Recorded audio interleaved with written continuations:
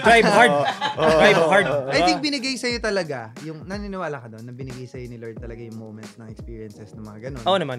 Tapos napunta ka dyan sa Oh, hosting. I never look at it na, kahit ngayon may mga tao na hindi ka naman nag-PBA, alam ko. Yes.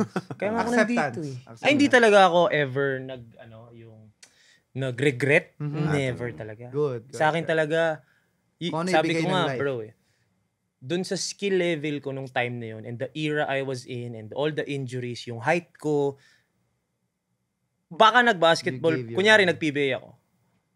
Maybe the best I could have done was pamalit or quality player, role player. Pero hindi ako ever kasing skillful ni na Terrence eh. So, the best I could have been was pamalit ni Terrence off the bench. Or pang 12 o pang 15 player, practice player, ganyan. Sige, masasabi ko sa sarili ko, at least basketball player ako. Eh, kung hindi ako napunta dito, paano na? Hindi ko na kuha yung full potential ko. Meron kasi akong thinking, maybe it's out of yabang, pero kung hindi ko kayang mag-work to be the best I can be in that industry, ayoko dyan.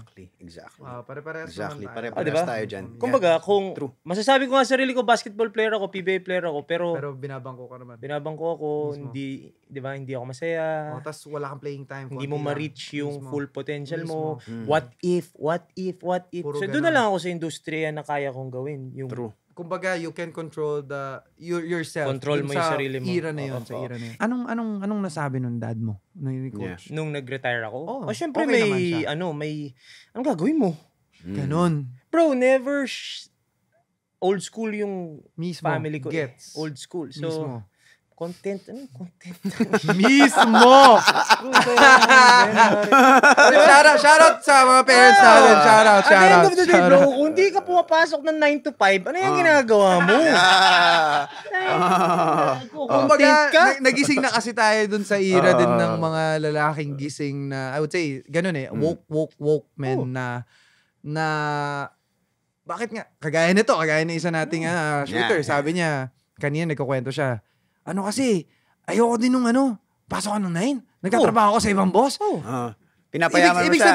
Pinapayaman mo siya. Ibig sabihin, merong ako naniniwala ako na binigyan tayo lahat nun ni Lord sa utak. Tapos, may 3 klase lang yung tao. Isang, nag-iisip na gawin ko to.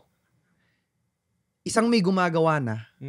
Tapos isa, walang ginagawa at all.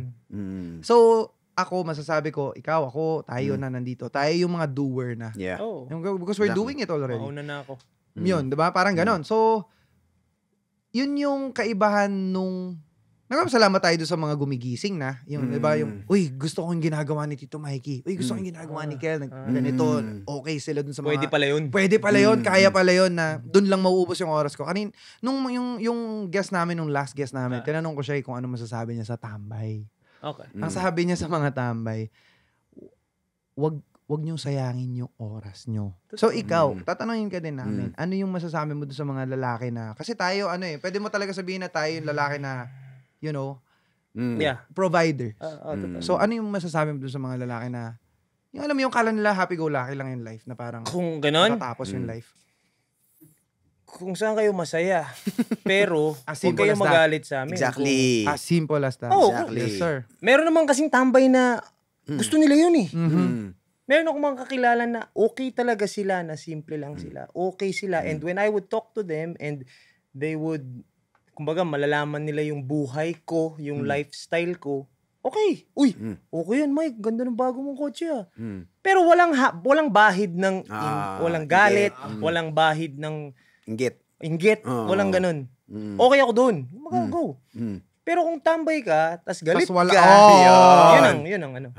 Kung tambay ka at nasa comment section ka, medyo problema yun. Yun doon ako medyo.